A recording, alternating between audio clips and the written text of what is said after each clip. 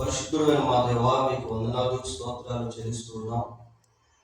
మీ వాక్యము మమ్మల్ని బ్రతికించేదిగాను, మీ వాక్యము మాకు ఆత్మ ఖడ్గముగాను, మీ వాక్యము అపవాది వేసే అగ్ని బాణములను ఆయన త్రిప్పికొట్టేటువంటి సాధనముగాను ఉన్నందుకై మీకు స్తోత్రాలు చెల్లిస్తున్నాం. కొద్ది నిమిషాలు మరొక పర్యాయము మీ వాక్యాన్ని ధ్యానం చేసుకుంటూ ఉండగా, వాక్యమైన దేవుడు అయిన నీవు మా అందరితో మాట్లాడమని, మమ్మల్ని ఈ వర్తమానము ద్వారా బలపరచమని, మా హృదయములకు మీ వాక్యము చేత నింపబడి మీ ద్వారా దొరికే మా అవసరతకు సంబంధించిన సమస్తాన్ని పొందుకునే వారముగా ఉండుటకు సహాయం చేయమని మా రక్షకుడైన యేసుక్రీస్తు ఉన్నతమైన నామంలో ప్రార్థన చేస్తున్నాము తండ్రి. ఆమేన్. బైబిల్ గ్రంథంలో నుండి నిర్గమాకాండం 3వ అధ్యాయము 7వ వచనాన్ని చదువుకుందాం.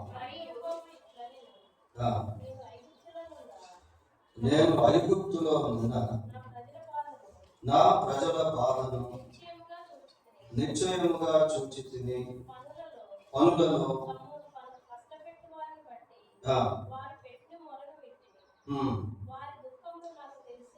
వారి దుఃఖములు నాకు తెలిసే వినాలి. ఇక్కడ వచ్చడానికి మనం పరిశీలన చేసినప్పుడు దేవుడు మోషేతో తన ప్రజలైనటువంటి ఇశ్రాయేలీయుల గురించి మాట్లాడుతూ ఉన్నాడు. అందుకే ఏమంటున్నాడు అంటే, ఐగుప్తులో ఉన్న నా ప్రజలు అని అంటున్నాడు. దేవుడు తన ప్రజల పట్ల ఒక ప్రత్యేకమైనటువంటి దృష్టిని నిలుపుతాడు. దేవుని ప్రజలు కూడా ఏం చేస్తారు అంటే, దేవుని సన్నిధికి వారి యొక్క దుఃఖాన్ని తీసుకుని పెడతారు. అందుకే అక్కడ ఏమని చదువుతున్నాము అని అంటే, వాళ్ళు మొరపెట్టారు అన్న మాటలు చదువుతారు. ఇక్కడ ప్రభువు ప్రజల బాధను నిశ్చయముగా చూచాను, వారి దుఃఖములు నాకు తెలిసే ఉన్నవి. ఈ బాధ, కష్టము, దుఃఖము ఇవన్నీ ఎలాంటివి అంటే, కొన్ని కంటికి కనిపించేవిగా ఉంటాయి, కొన్ని కంటికి కనబడినటువంటివిగా ఉంటాయి. బాధల్లో, దుఃఖంలో కూడా రకరకాలు అనేటువంటివి మానవ జీవితంలో సహజంగా ఉన్నాయి.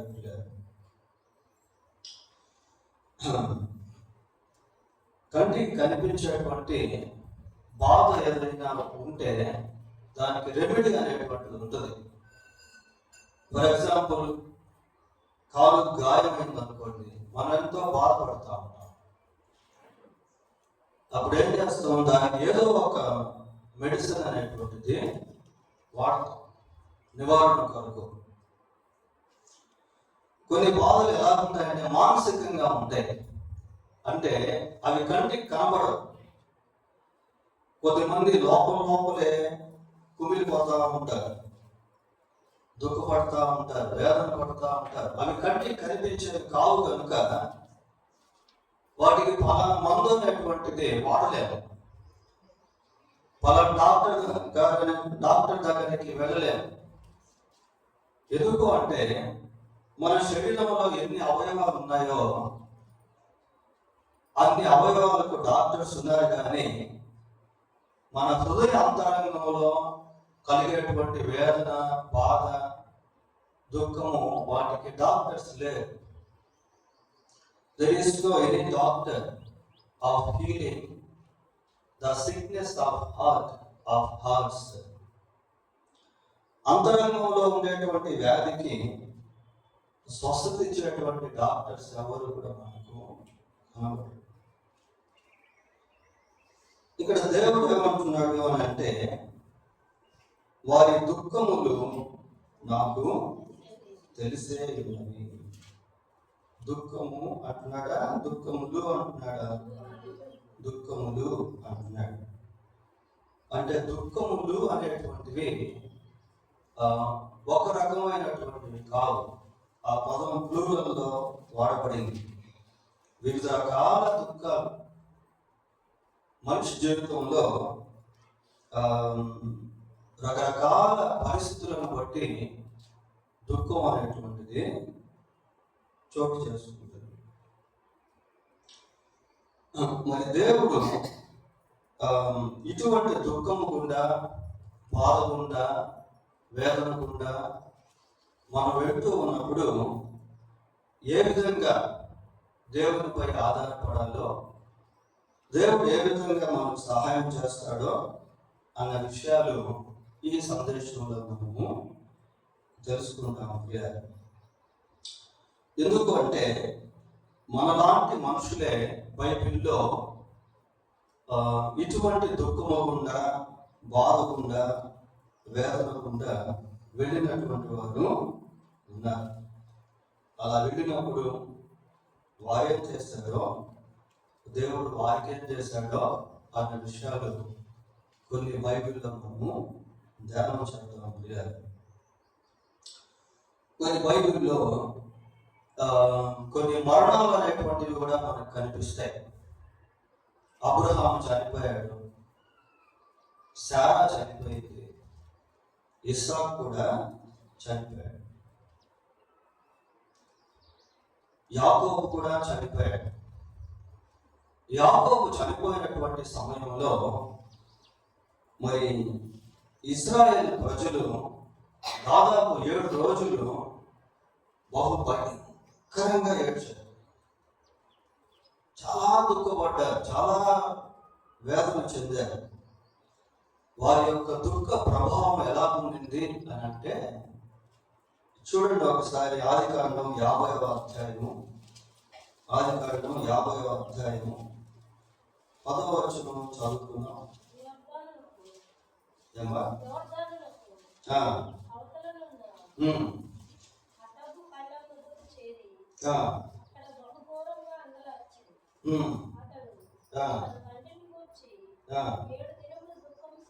ఏడు దినములు దుఃఖము సరిపోయింది. ఎవరంటే యోసేపు. బహు దుఃఖాక్రాంతులుగా ఉన్న ఇశ్రాయేలు ప్రజలు. వారి ఇన్ఫ్లుయెన్స్ ఎలా ఉంది అని అంటే 11వ వచనం చదవండి. ఆ దేశమందు నివసించిన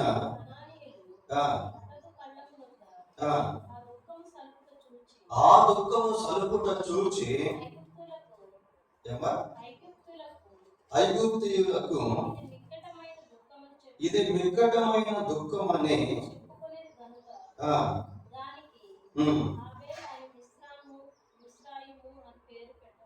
చూడండి, ఒక ప్రత్యేకమైనటువంటి పేరు కూడా పెట్టేశారు. ఇది ఐగుప్తు దేశంలోనే మిక్కుటమైనటువంటి దుఃఖము అని వాళ్ళు భావించి దానికి మిశ్రాయిము అని పేరు కూడా ఒకటి. అయితే ఆ తర్వాత దేవుడు ఏ రీతిగా ఇశ్రాయేలు ప్రజలను ఓదార్చాడో, దీవించాడో, వారి యొక్క సంతతిని విస్తరింపచేశాడో అనేది మనం చూస్తాం. Even though Jacob was dead, యాకోబు మరణించినప్పటికీ దేవుడు యాకోబు యొక్క కుటుంబాన్ని విడిచిపెట్టలేదు. యాకోబు కుటుంబాన్ని విడిచిపెట్టాడు, కానీ యాకోబు విడిచిపెట్టినటువంటి కుటుంబాన్ని దేవుడు పట్టుకున్నాడు. దేవుడు పట్టుకున్నాడు. పిల్లలు, దేవుని చేత పట్టబడినటువంటి ఆ కుటుంబము ఎంత ఎక్కువగా విస్తరించిందో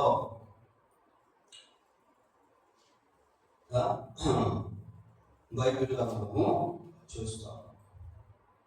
10ల సంఖ్యలో ఉన్నటువంటి కుటుంబం వందల సంఖ్యలుగా ఉన్న కుటుంబం వేల సంఖ్యలో ఉన్నటువంటి కుటుంబం లక్షల సంఖ్యలోకి వెళ్ళిపోయింది. God never leave his people. దేవుడు తన ప్రజలను ఎప్పుడు కూడా విడిచిపెట్టాడు. రకరకాల దుఃఖములు పిల్లలు బైబిల్లో ఇప్పుడు మనం చదువుకున్నటువంటి దుఃఖం ఎలాంటిదంటే ఇది మరణానికి సంబంధించి. తర్వాత ఇంకొక దుఃఖం ఉంది బైబిల్లో, అదేంటి అంటే లేమికి సంబంధించి. లేమి అంటే కొరత. సమూయేలు మొదటి గ్రంథం మొదటి అధ్యాయం 18వ వచనం. ఆమె అతనితో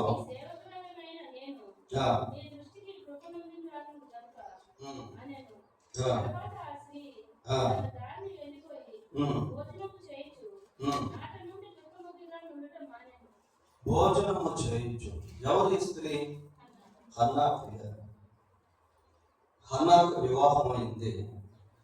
ఎన్ని సంవత్సరాలు అయినాయో మనకు తెలియదు, కానీ పిల్లలు హన్నాకు జన్మించలేదు.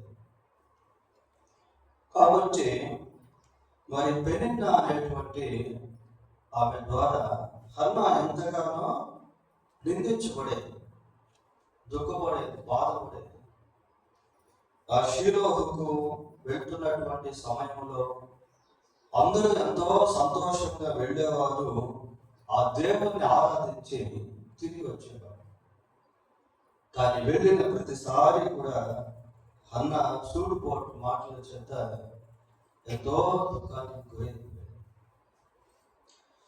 ఎందుకు అంటే హన్నాకి పిల్లలు లేరు. ఈ కొరత అనేటువంటిది ఎలాంటిది అంటే it cannot be fulfilled by money.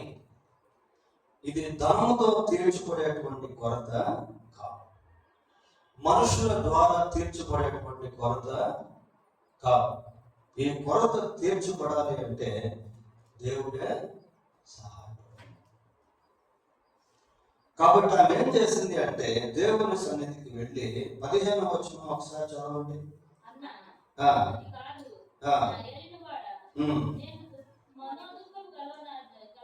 నేను మనోదుఃఖము గలదానై ఉన్నాను,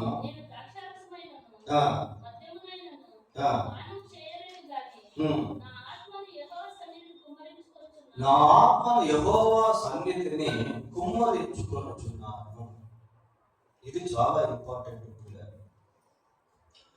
మన జీవితంలో కూడా మనం ఎటువంటి కొరతలో ఉన్నామో ఆ కొరతను దేవుని దగ్గరికి తీసుకుని వెళ్ళి భారంతో ప్రార్థన చేయాలి.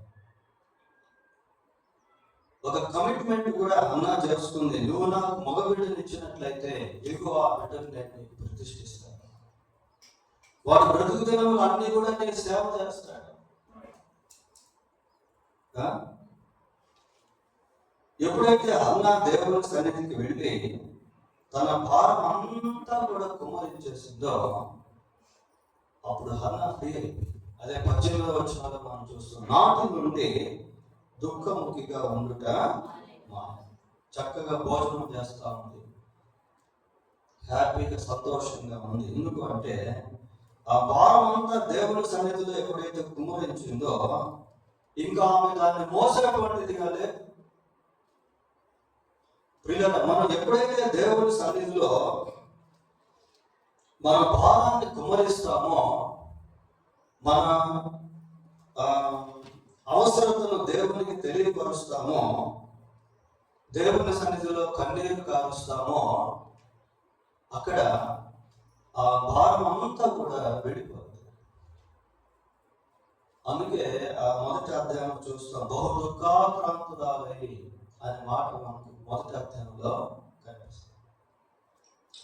బహు దుఃఖాక్రాంతురాలై దేవుని సన్నిధికి వచ్చి హన్నా ఎంతో కన్నీరు కాచి now she was free. Now she is free. ఇప్పుడు ఆమె ఫ్రీ అయిపోయింది. భోజనం చేస్తూ ఆ రోజు నుండి దుఃఖముఖిగా ఉండడము మానేసింది. ఎప్పుడైతే అన్న దేవుని సన్నిధిలో తన ఆత్మను కుమ్మరించిందో ఆమెలో ఏదో ఒక విధమైనటువంటి నిర్ధారణ, దేవుడు నాకు సహాయము చేస్తాడు. ఒక కన్ఫర్మేషన్, ఒక అఫర్మేషన్ ఆమె జీవితంలో పొందుతుంది. చూడండి, మనం ఏదైనా ఒక పని చేసినప్పుడు మనకు ఒక నిరీక్షణ అనేటువంటిది కలుగుతుంది. మనం ఎక్కడైనా జాబ్ చేస్తున్నాము, 1వ తేదీ నుంచి 30వ తేదీ వరకు పనిచేసాము, మనకి ఒక నిరీక్షణ ఉంటుంది. దేని గురించి? నాకు జీతం వస్తుంది. I work, so I will be given the salary for my work.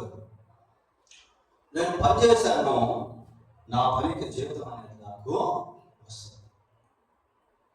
దేవుని సన్నిధిలో ఎప్పుడైతే మనం భారంతో మన అవసరతను తీసుకుని వెళ్తామో, కుమ్మరిస్తామో, ఒక నిర్ధారణ అనేటువంటి దేవుడు మనకి ఇస్తాడు. ఒక నిరీక్షణ అనేటువంటిది దేవుడు మనకి ఇస్తాడు. ఆ తర్వాత మనకు తెలుసు కదా, దేవుడు ఏ విధంగా హన్నాను ఆశీర్వదించాడు, తన గర్భఫలాన్ని దీవించి ఒక ప్రవక్తగా చేశాడు. తర్వాత అధ్యాయంలో మనము చూస్తాము. So God is a God who sees our agony, our hardships, our troubles, మన కష్టాన్ని, మన బాధను, మన దుఃఖాన్ని, మన వేదనను చూసేటువంటి దేవుణ్ణి మనము కలిగి ఉన్నాం. తర్వాత ఇంకా బైబిల్లో మనం గమనించినప్పుడు చూడండి, ఫిలిప్పీ పత్రిక 4వ అధ్యాయము, ఫిలిప్పీలకు రాసిన పత్రిక 4వ అధ్యాయము 6వ వచనం ఒకసారి చదవండి. దేనిని గురించి చింతపడకుడి కానీ ప్రతి విషయములోనూ ప్రార్థన విజ్ఞాపనముల చేత కృతజ్ఞత పూర్వకముగా మీ విన్నపములు దేవునికి తెలియజేయండి.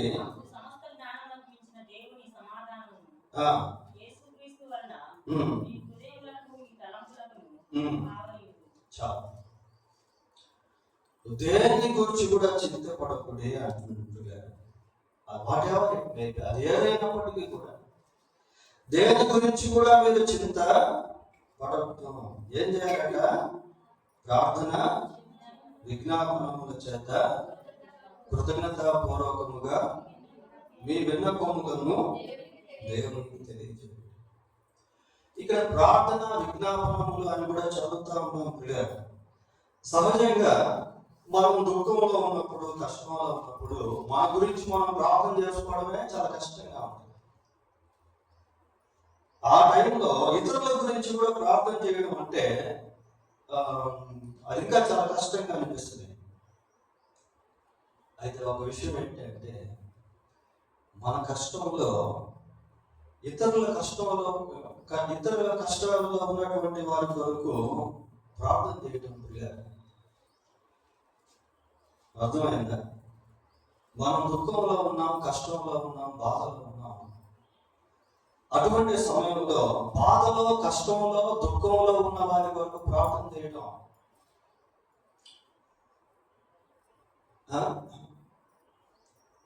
మీరు లోకమునకు ఉప్పై ఉన్నారు అని ప్రభు అన్నాడు. ఉప్పు రుచినిచ్చేటువంటిది పిల్లలు. ఉప్పు ప్రిజర్వేషన్ అబ్జెక్ట్. అది ఏం చేస్తారంటే వస్తువు పాడైపోకుండా కాపాడుతుంది. అది రుచినిచ్చేటువంటిది. అది ప్రెస్ అయిపోయి కలిసిపోయి, అది కనబడకుండా కలిసిపోయి మనిషికి సంతృప్తిని కలిగిస్తుంది. We are like a candle. మనం ఒక క్రొవ్వొత్తి లాంటి వాడడం. మనం కరిగిపోతూ ఇతరులకు వెలిగించేటువంటి వారిగా ఉండడం.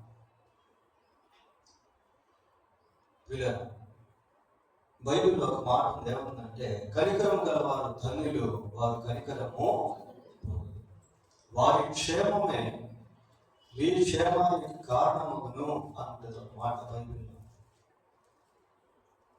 కనుక దేని గురించి కూడా చింతించకుండా ప్రార్థన చేయడం అదే సమయంలో విజ్ఞాపన చేయటం ప్రియ,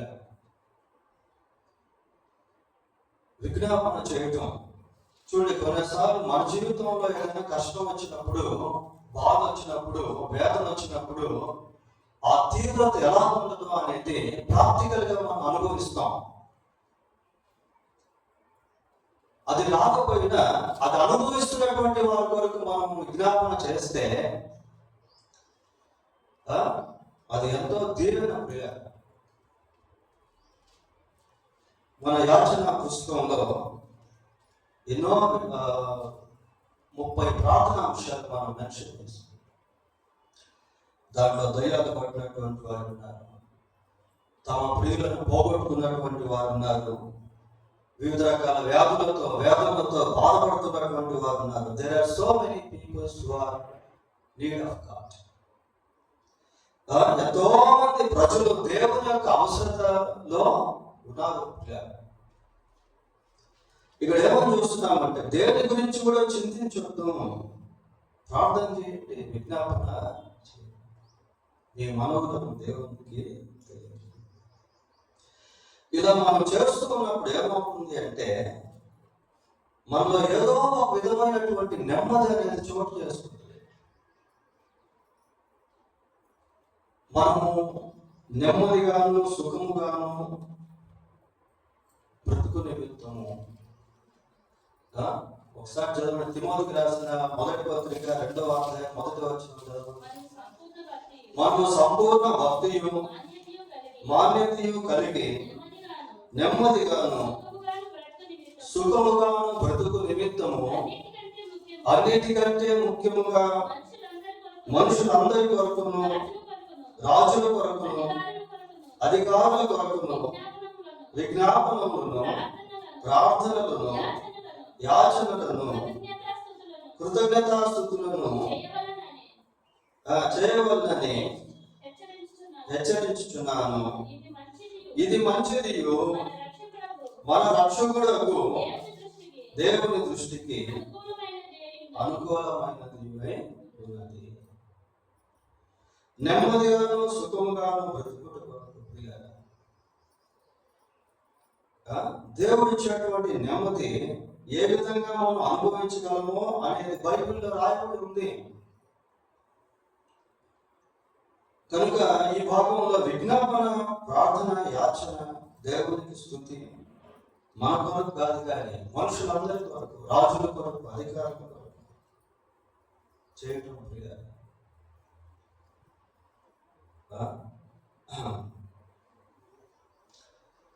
ఇవన్నీ అవినాభావ సంబంధాలు అనేటువంటివి కలిగి ఉన్నాయి. మనం ఎప్పుడైతే వీటిని చేసేటువంటి వారంగా ఉంటామో మన జీవితంలో గొప్ప సమాధానం, నెమ్మది, సంతోషం, ఆనందం అనుభవిస్తాం. ఎక్కడ అంటే కష్టంలో కూడా. తర్వాత ఇంకొక వాక్యం కూడా మనం చూద్దాం. 119వ కీర్తన 50వ వచనం. 119వ కీర్తన 50వ వచనం. నీ వాక్యము నన్ను బ్రతికించినది, నా బాధలో ఇదే నాకు నెమ్మది కలిగించుచున్నది. నీ వాక్యము నన్ను బ్రతికిస్తా ఉందంటే అర్థం ఏంటంటే నీ వాక్యం లేకుంటే నేను చనిపోయేవాడిని. నీ వాక్యం నన్ను బ్రతికిస్తా ఉంది, నాకు ఇంకా జీవాన్ని, సారాన్ని కలిగిస్తా ఉంది. నేను జీవోత్సవంలాగా బ్రతకకుండా సహాయపడుతూ ఉంది. నీ వాక్యం నన్ను బ్రతికించున్నది, నా బాధలో ఇదే నాకు నెమ్మది కలిగించింది. So we must read the word of God. కాబట్టి దేవుని వాక్యాన్ని మనం చదువుకుంటా ఉండాలి. దేవుని వాక్యాన్ని మనం ధ్యానం చేస్తూ ఉండాలి. వీళ్ళ దేవుని వాక్యాన్ని చదువుతా ఉన్నప్పుడు, వాక్యాన్ని ధ్యానం చేస్తూ ఉన్నప్పుడు మన హృదయంలో గొప్ప సమాధానము, నెమ్మది. బాధలో ఏమిస్తుందట? నెమ్మదిని ఇస్తా ఉంది. బాధను తీసేయట్లేదు కానీ ఉన్న బాధలో నెమ్మదినే ఇస్తా.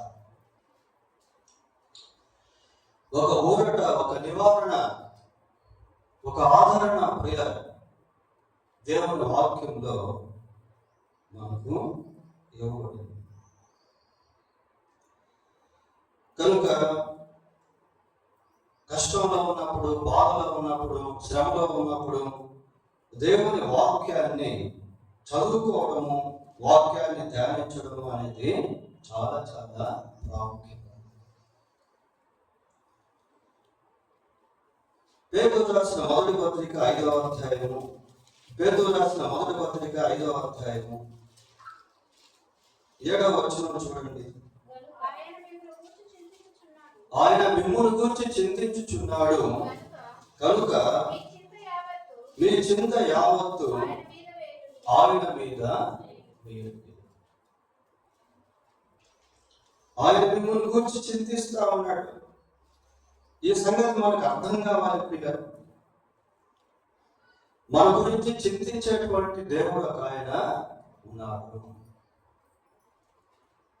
దేవునికి చింతలేము లేవు, మనం చింతిస్తా ఉంటే అదే ఆయన చింత. ఆయన మిమ్మల్ని గురించి చింతించుతున్నాడు కనుక మీ చింత యావత్తు ఆయన మీద. ఫోన్ వస్తుంది.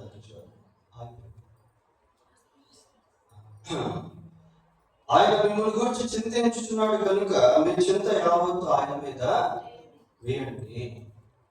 So caste out your agony because he cares for you. ఆయన మిమ్మల్ని గురించి చింతిస్తున్నాడు కాబట్టి మీ చింత ఆయన మీద వేసేది.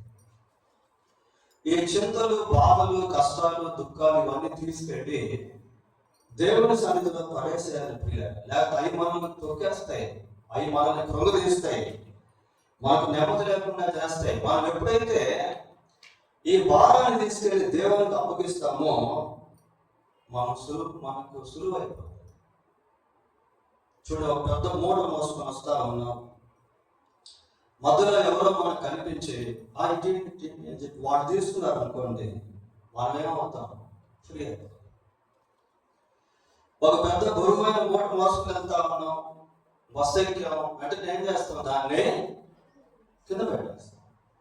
లగేజ్ తీసుకున్నటువంటి సమయంలో బస్సుల్లో కూడా చూడండి, ట్రైన్స్లో, బస్సులు సపరేట్ వాటి షెల్ఫ్లు పెట్టుకుంటారు. మనం భుజం మీద పెట్టుకొని ప్రయాణం చేస్తున్నామా బస్సుల్లో కానీ ట్రైన్స్లో కానీ, ఏం చేస్తాం? లగేజ్ అంతా తీసుకెళ్ళి ఒక దగ్గర. అలాగా మన భారాన్ని, మన చింతను తీసుకెళ్ళి దేవుని మీద వేసేయాలి. ఆయన మిమ్మల్ని గురించి చింతించున్నాడు కనుక మీ చింత యావత్తు. చూడండి ఆ వచనం ఎలా ఉందో, ఆయన మీద వేయండి. ఆయన మీద వేయండి అంటే దేవునికి అప్పగించడం వీలేక, దేవుని సన్నిధిలో వదిలేయటం.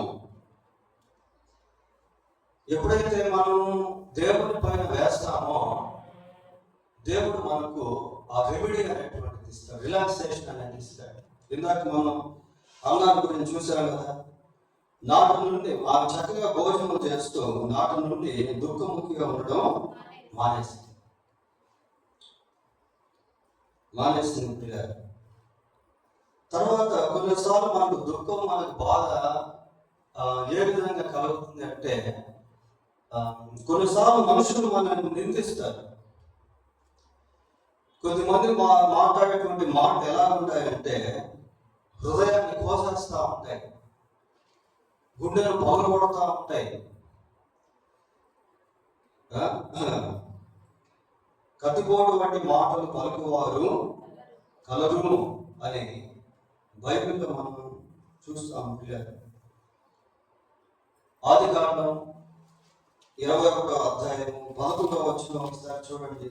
21:11.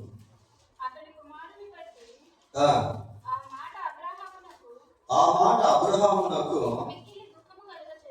మిక్కిలి దుఃఖము కలుగు చేసిన. ఇక్కడ కొంచెం సందర్భం మనం గమనించినట్లయితే శారా, హాగరు, ఇష్మాయేలు, అబ్రహాం ఈ నలుగురు కనిపిస్తారు. సరే, ఏదేమైనా ఇక్కడ ఏం చూస్తున్నామంటే ఆ మాట అబ్రహాముకి చాలా దుఃఖాన్ని కలుగు చేస్తుంది. మనిషి కలుగు చేశారా? మాట కలుగు చేస్తుందా? మాట పిల్ల నేను ఇందాక మీకు ఒక మాట చెప్పాను. ఏమని చెప్పాను అంటే కొన్ని దుఃఖము బాధ కనిపించేవి ఉంటాయి, కొన్ని కనిపించేవి కూడా. దుఃఖం కనిపించదు, గాయం కనిపిస్తుంది. ఇప్పుడు అబ్రహాముకి ఆ మాట చాలా దుఃఖం కలుగు చేస్తుంది. కొన్నిసార్లు మన కుటుంబంలో ఎవరైనా మనతో మాట్లాడేటువంటి మాటలు ఎలా ఉంటాయంటే గుండెను గాయపరుస్తూ ఉంటాయి.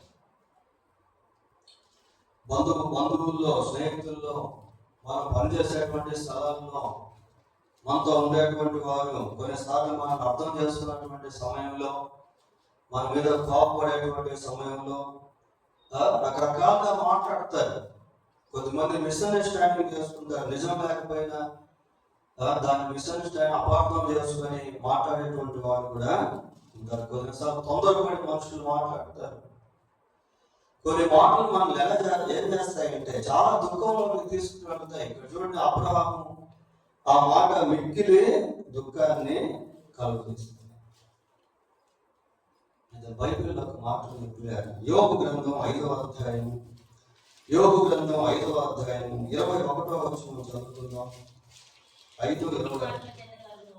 నోటి మాటల చేత కలుగు నొప్పి నీకు తగలకుండా ఆయన నిన్ను చాటు చేయి. దాచిపెడతాడు. ఆ మాటలు బాణాల్లా వచ్చినా కూడా నీకు తగలవు. నోటి మాటల కలుగు నొప్పి నీకు తగలకుండా ఆయన నిన్ను చాటు చేయను. బాణం వస్తుంది అనుకోండి, మనం వెంటనే అక్కడి నుంచి వేరే ఒక గోడ పక్కకు వెళ్ళిపోతే ఆ బాణం మనకు తగలదు, దాక్కోవడం అన్నమాట. అలాగే చాటు చేస్తాడు దేవుడు.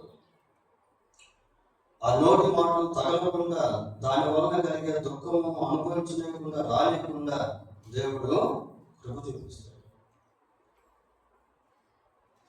ఇలాంటి మాటలు మన జీవితంలో గొప్ప ఊరట కలిగిస్తాయి. యేసు ప్రభువు సిలువ వేయబడేటువంటి సమయంలో మనుషుల యొక్క మాటలు ఆయన్ని చాలా దుఃఖపరిచేటువంటివిగా, గాయపరిచేటువంటివిగా ఉన్నాయి. కానీ ప్రభువు వాటన్నిటిని కూడా లక్ష్య పెట్టలేదు. అందుకే ఆ సిలువలో మొదటి మాటలు ఏమని చూస్తాం, తండ్రి మీరేమి చేయించున్నారో మీరు కనుక వీరిని క్షమించండి. కనుక నోటి మాటల వల్ల కలిగే వచ్చే దుఃఖం, నొప్పి తగలకుండా దేవుడు చాటు చేసేటువంటి వాడుగా ఉన్నాడు. ఇంకా కొన్నిసార్లు కష్టము, బాధ, దుఃఖము ఫిజికల్ నీడ్ అంటే భౌతిక సంబంధమైనటువంటి అవసరతలను బట్టి కూడా వస్తాయి. ఆర్థిక ఇబ్బందులు, అప్పులు, సరైన వస్త్రాలు లేకపోవడం, సరైన ఆహారం లేకపోవడం, బాడీ కట్టలేకపోవడం, భౌతిక జీవితంలో కూడా ఎన్నో కష్టాలు, బాధలు, ఆర్థిక ఇబ్బందులు, ఇటువంటివి కూడా మన జీవితంలో చోటు చేసుకుంటా ఉంటాయి. దాని గురించి కూడా మాట చూద్దాం. మత్తయి సువార్త 6వ అధ్యాయం, మత్తయి రాసిన సువార్త 6వ అధ్యాయం 25వ వచనం చదవండి. ఏమి తిందుమో ఏమి త్రాగుదుమో అది మీ ప్రాణమును గురించి అయినను, ఏమి ధరించుకుందుమో అది మీ దేహమును గురించి అయినను చింతించొద్దు. భౌతిక సంబంధమైనటువంటి అవసరతలు క్రియ, అది ఆహారమే కానివ్వండి, వస్త్రమే కానివ్వండి, మన అనుకునే జీవితంలో భౌతిక సంబంధమైనటువంటి రకరకాల అవసరతలను మనం కలిగి ఉన్నాం. ప్రభు అంటాడు, ఏమంటాడంటే దేని గురించి చింతించొద్దు. ఆకాశ పక్షులను చూడండి, అవి విత్తము, కోయవు, అయినను మీ పరలోకపు తండ్రి వాటిని పోషించుచున్నాడు. మీరు వాటికంటే బహుశ్రేష్ఠులు కాదా? పక్షులకి ఆహారం ఎలాగొస్తే చెప్పండి. మనకన్నా ఆహారం కావాలంటే డబ్బులు ఉంటాయి, పోయి కొనుక్కుంటాం పిల్లలు. వాటికి ఆ సౌకర్యం లేదు, సదుపాయం లేదు. అయినా కూడా పక్షులు పోషించబడతా ఉన్నాయి. కారణం ఏంటంటే దేవుడు వాటిని పోషిస్తా. అలాగని పని చేయకూడదు, ఉద్యోగం చేయకూడదు అది కాదు. దీని అర్థం God will provide, God will meet our need. దేవుడు మన అవసరతను తీర్చేటువంటి వాడిగా ఉన్నాడు. మన అవసరతను దేవుని దగ్గరికి తీసుకుని వెళ్ళాలి. కారణంలో వివాహం జరుగుతూ ఉంది, ద్రాక్షారసం అయిపోయింది. అయిపోయినప్పుడు వారు ఏం చేశారు అంటే అవసరతను యేసు ప్రభు దగ్గరికి తీసుకుని. దేవుడు ఎలాగ అవసరతను తీరుస్తాడో కొన్నిసార్లు మనకు తెలియదు. మనం భౌతిక దృష్టితో ఆలోచిస్తాం, భౌతిక నేత్రాలతో చూడాలనుకుంటాం. కానీ దేవుడు ఆశ్చర్య రీతిగా పోషిస్తాడు. ఇశ్రాయేలు ప్రజలు 40 సంవత్సరాలు దాదాపుగా అరణ్య ప్రదేశంలో ప్రయాణం చేశారు. వాళ్ళు అక్కడ పంటలు వేయలేదు, విత్తనాలు నాటలేదు, వాళ్ళు అక్కడ పంట పండించలేదు పిల్లలు. అయినప్పటికీ దేవుడి చేత వాళ్ళు పోషించబడ్డారు. వారికి వాళ్ళేమన్నా పస్తున్నారా? ఉండలేదు. ఎప్పటికప్పుడు వారికి దేవుడు ఆహారాన్ని పంపించేవాడు, నీటిని అందించేవాడు, ప్రయాణాల క్షేమాన్ని కలిగించేవాడు. వాళ్ళ అవసరతలను ప్రభుత్వం తీర్చుకుంటూ దాదాపు 40 సంవత్సరాలు దేవుడు వారికి సహాయం చేశాడు. మనం నమ్మినటువంటి దేవుడు ఎలాంటి వాడు అంటే బైబిల్లో మనం చూస్తాం, మరణం వరకు ఆయన నిన్ను నడిపించాడు. కనుక భౌతిక సంబంధమైన అవసరతలను దేవుడు తీర్చేటువంటి వాడిగా ఉన్నాడు. దీంట్లో మనం ఏం నేర్చుకోవాలంటే విశ్వాసంతో దేవుని పైన ఆధారపడాలి. సారెపత్తు విధవరాలు, మరి ఆ దగ్గర నూనె పిండి కొంచెమే ఉంది, but she depended on the word that prophet spoke. ప్రవక్త చెప్పినటువంటి మాట పైన ఆధారపడి ముందుకు వెళ్ళినప్పుడు ఆమె కుటుంబం పోషించబడింది. దేవుడు మన అవసరతనే కాదు, ఆకలిని కూడా ఎరిగినటువంటి వాడు. మనకి ఏది అవసరమో దేవునికి తెలుసు. మత్తయి సువార్త 6వ అధ్యాయంలో ఏమని చదువుతామంటే, మీరు మీ తండ్రిని అడగక మునుపే మీకు అక్కరగా ఉన్నదేమో ఆయనకు తెలియదు. ఫిలిప్పీ 4:19 క్రీస్తు యేసునందు దేవుడు తన మహిమ మీ ప్రతి అవసరతను తీర్చు. కనుక దేవుడు మనకు సహాయం చేస్తాడు. భౌతిక జీవితంలోని అవసరతలు కూడా తీరుస్తాడు. దేవుని గురించి చింతించొద్దు అని మన వాక్యంలో చదువుకుంటాము.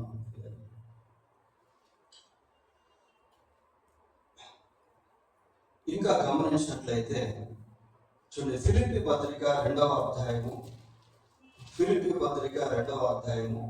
27వ వచనం చదువుతాం.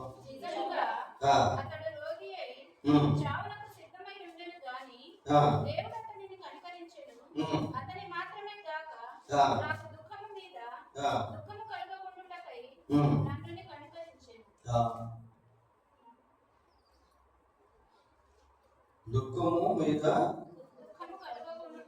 దుఃఖము కలగకుండుటకై నన్ను కనికరించు. దుఃఖం పైన దుఃఖం, దుఃఖం మీద దుఃఖం ప్రియ. అంటే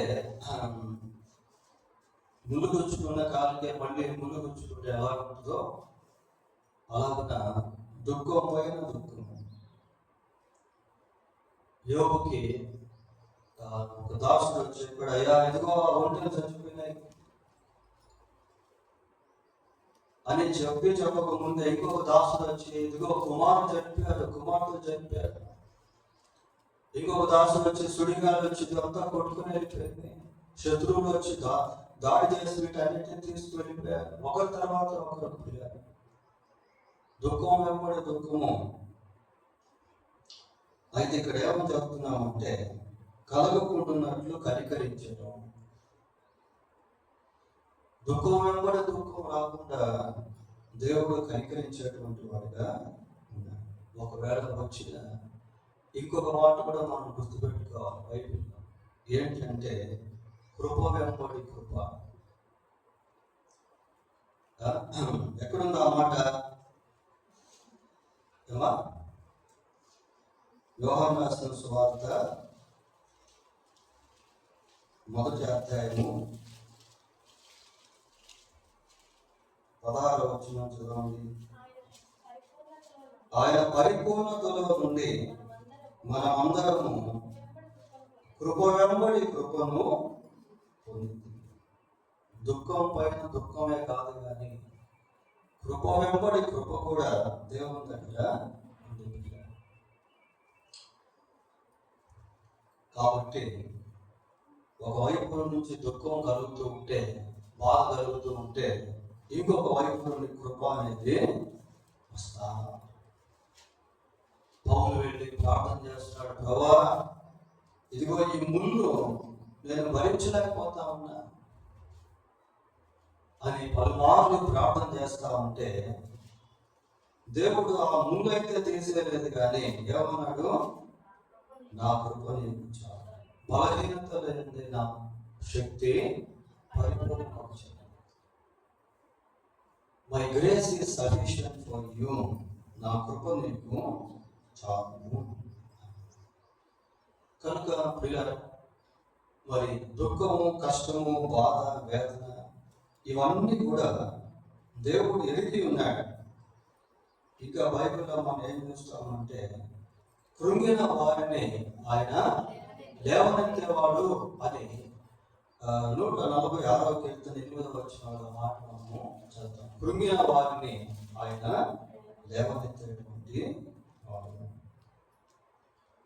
తరువాత గుండె చెదిరిన వారిని ఆయన బాగు చేసేవాడు. 147వ కీర్తన 3వ వచనంలో ఆ మాట మనము చూస్తాం. సొమ్మసిరిన వారికి బలం ఇచ్చేటువంటి వాడు అని యెషయా గ్రంథంలో చదువుకుంటాం. సరే, దీన్ని కొంచెం స్పిరిచువల్గా అంటే మరి దుఃఖము, కష్టము, బాధ, వేదన, వ్యాధి, అవసరతలు వీటన్నిటి గురించి మనము చదువుకుంటా వచ్చు. అయితే అదే బైబిల్లో కొన్నిసార్లు దుఃఖపడమని కూడా ఉంది. ఇది కొంచెం ఆశ్చర్యంలాగా అనిపిస్తుంది మనకి. చూడండి, ఒకసారి యాకోబు పత్రిక 4వ అధ్యాయం 9వ వచనం చదువుకుందాం. 4వ అధ్యాయం 9వ వచనం. వ్యాకుల పడి దుఃఖపడండి, ఏడవండి, మీ నవ్వు దుఃఖమునకు, మీ ఆనందము చింతకును మార్చు. ఎక్కడ చూడండి, ఎలా ఇందాకంతా దుఃఖపడద్దు, చింతపడద్దు, దేని గురించి చింతించొద్దు అని మనం చూస్తా వచ్చాం. కానీ ఈ వచ్చిన ఎలాగుందంటే క్వైట్ ఆపోజిట్ అన్నమాట. దుఃఖపడండి, మరి దేని విషయంలో దుఃఖపడాలి, దేని విషయంలో ఏడవాలి, దేని విషయంలో ఆనందమును, నవ్వును దేనికి మార్చుకోవాలట? చింతకు మార్చుకోవాలి. ఇది కూడా చాలా ప్రాముఖ్యమైనది. మనం కొన్నిసార్లు దుఃఖపడాల్సినటువంటి విషయంలో దుఃఖపడము. దేని విషయంలో దుఃఖపడాలి అంటే పాపం విషయంలో దుఃఖపడాలి. బైబిల్లో ఒక మాట ఉంది, మత్తయి సువార్త 5వ అధ్యాయంలో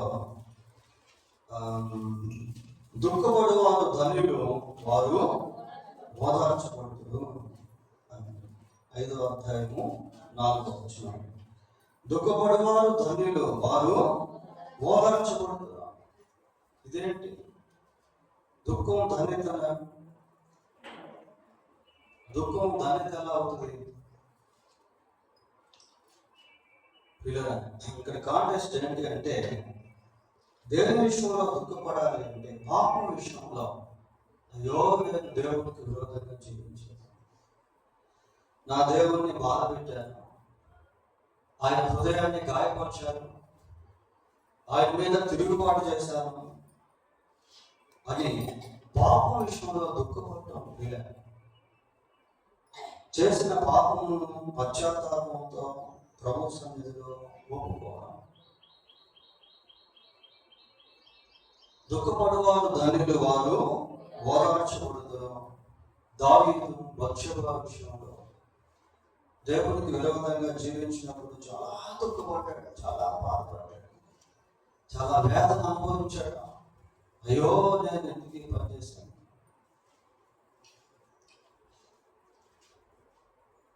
వారు ఓదార్చబడుతున్నారు అంటే ఆ చేసినటువంటి పాపం విషయంలో దేవుని సన్నిధిలో పశ్చాత్తాపడినప్పుడు దేవుడు ఆ పాపమును క్షమించి ఓదార్పును ఇస్తాడు.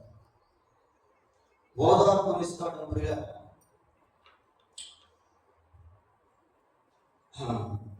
రక్షణార్థమైన మారు మనసు దుఃఖమును కలిగించును అని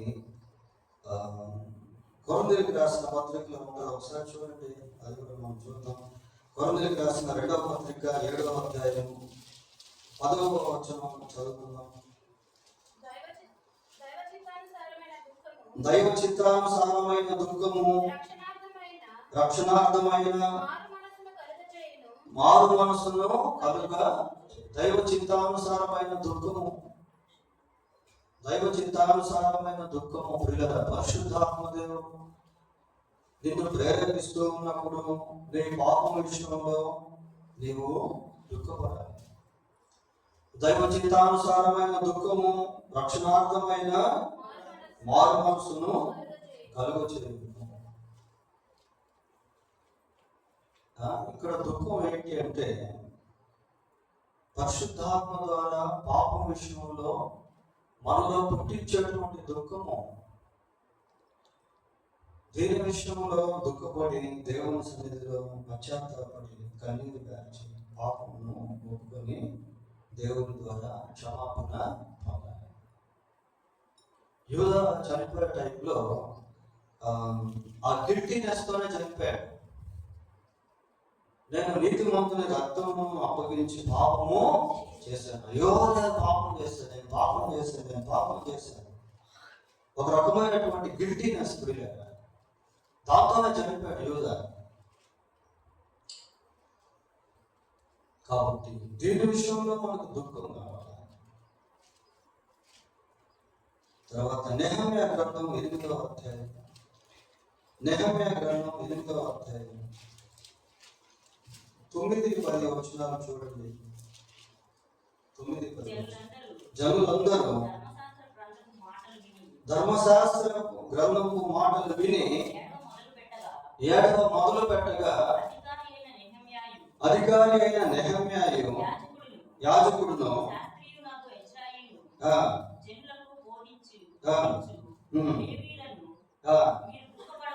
మీరు దుఃఖపడవద్దు, ఏడవద్దు, ఈ దినము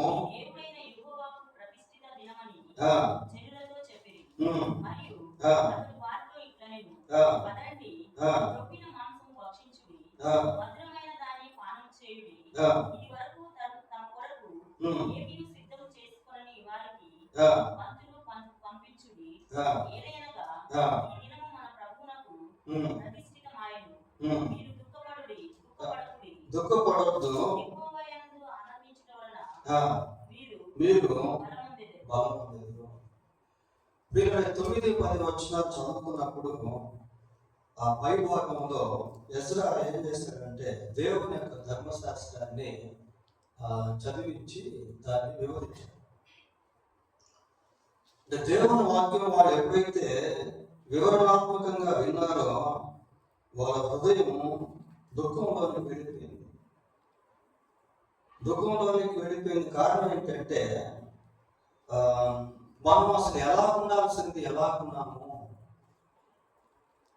దేవుని వాక్యంలో మనం ఇలా ఉండాలని రాయబడి ఉంటే మనం దాన్ని చేయకుండా ఇలాగ అయిపోయామే అని దుఃఖపడ్డారు పిల్లలు. చూడండి, ఈ దుఃఖం డిఫరెంట్. ఇది ఇందాక మనం చెప్పుకున్న దుఃఖం వంటిది కాదు ఇది.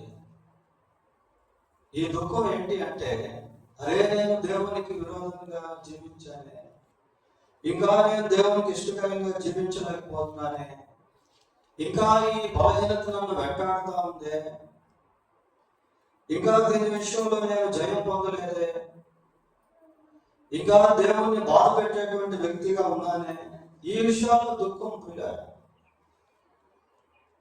ఇది రివర్సల్ గా పనిచేస్తూ ఉంటుంది. దేని విషయంలో దుఃఖం, ఇంకా దేని విషయంలో దుఃఖం అంటే యేసు ప్రభువు అంటాడు, నా కోసం ఏడవద్దు, మీకోసం మీ పిల్లల కోసం ఏడవండి. చూడు, ఎక్కడ ఏడవాలో ఎక్కడ ఏడవకూడదు అనేది బైబిల్లో మనం చాలా స్పష్టంగా చూస్తాం. యేసు ప్రభువు అంటున్నాడు ఏడవమని. ఇందాక యాకోబులో మనం చూసాం కదా, వ్యాకుల పడండి, ఏడవండి, దుఃఖపడండి, ఏడవండి. దేని విషయంలో ఏడవాలి అంటే మీకోసం, మీ పిల్లల కోసం. కుటుంబంలో ఇంకా ఎవరైనా మార్పు పొందకుండా ఉంటే వాళ్ళ కోసం ఏడవాలి, వాళ్ళ కోసం దుఃఖపడాలి, వాళ్ళ కోసం బాధపడాలి. అయ్యో నా కుమారుడు, నా కుమార్తె, నా భర్త, నా భార్య, మా అన్న, నా చెల్లెలు, నా తల్లిదండ్రులు ఇంకా మార్పు పొందలేదే, వారి కోసం ఏడవాలి. కాబట్టి మరి బైబిల్లో వివిధ రకాల దుఃఖము, బాధ, వేదన వచ్చినప్పుడు దేవుడు ఏ విధంగా సహాయం చేస్తాడు అనేది మనం చూస్తూ వచ్చాం. అదే సమయంలో దేవుడి విషయంలో దుఃఖపడాలి, ఏడవాలి, బాధపడాలి అనేది కూడా కొన్ని వచ్చినది మనం చూస్తాం. దేవుడు తన వాక్యాన్ని దీవించును గాక. ప్రార్థన చేసుకుందాం.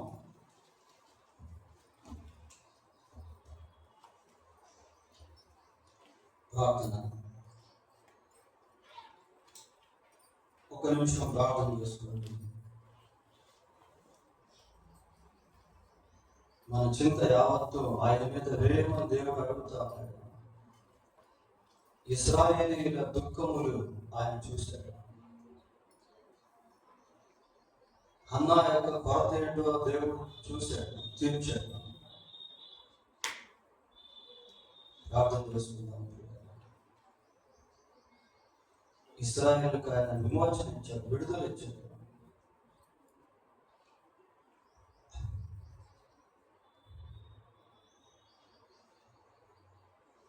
పరిశుద్ధులైన మా దేవా, మీకు వందనాలు, స్తోత్రాలు చెల్లిస్తూ ఉన్నాం. ధ్యానించిన ఈ వర్తమానం మాకందరికీ దీవెనకరంగా దయతో చేయమని వేడుకుంటూ, ఏ విషయంలో మేము దుఃఖపడాలి, ఏ విషయంలో దుఃఖపడకూడదు ప్రభా, మీ వాక్యం ద్వారా కొన్ని విషయాలు మేము జ్ఞాపకం చేసుకున్నాం. మా చింత యావత్తు మీ మీద వేసేవారుగా ప్రభా, మా బాధలు, కష్టాలు, వేదనలు మీ వద్దకు తీసుకువచ్చేవారుగా ఉండుటకు సహాయం చేయండి. అదే సమయంలో లోకంలో ఎంతో మంది ఇటువంటి కష్టాలు, బాధలు, వేదనలు, మరణ వేదనలు, దుఃఖం, మానసికంగా కృంగిపోయినటువంటి వారు, నెమ్మది లేనటువంటి వారు ఉన్నారు. వారి కొరకు మీ సన్నిధిలో విజ్ఞాపన చేసేవారుగా చేయండి. అలాగే మా జీవితంలో ఎక్కడ ఏ విషయాల్లో మేము విఫలం అవుతున్నాము, ఓడిపోతున్నాము, ఏ బలహీనతలు మమ్మల్ని వెంటాడుతూ ఉన్నాయో వాటి విషయంలో మీ సన్నిధిలో ఆయన దుఃఖపడేవారుగా, సరిచేసుకునేవారుగా ప్రభా మేము ఉండటకు సహాయం చేయమని వేడుకుంటూ ఉన్నాము. ఇంకా మా కుటుంబాల్లో బయట ఎంతో మంది నశించిపోతున్నారు నాయన, నరకానికి వెళ్ళేవారుగా ఉన్నారు, మరణంలో ఉన్నారు నాయన. వారి కొరకు మీ సన్నిధిలో కన్నీరు కార్చేవారుగా సహాయం చేయండి. మా బంధువుల్లో, మా స్నేహితుల్లో, మా కుటుంబీకుల్లో, మాకు తెలిసినటువంటి వారిలో, ఆధ్యాత్మికంగా మాకు ఆయా విధాలుగా సహాయపడినటువంటి వారిలో ఇంకా ఎవరైతే మేము నమ్ముకోలేదా వారి వరకు మీ సన్నిధిలో ప్రార్థించేవారుగా, కన్నీరు కార్చేవారుగా, విలపించేవారుగా మమ్మల్ని దయతో చేయమని వేడుకుంటూ మా రక్షకుడైన యేసుక్రీస్తు పరిశుద్ధమైన నామంలో ప్రార్థన చేస్తున్నాము తండ్రి.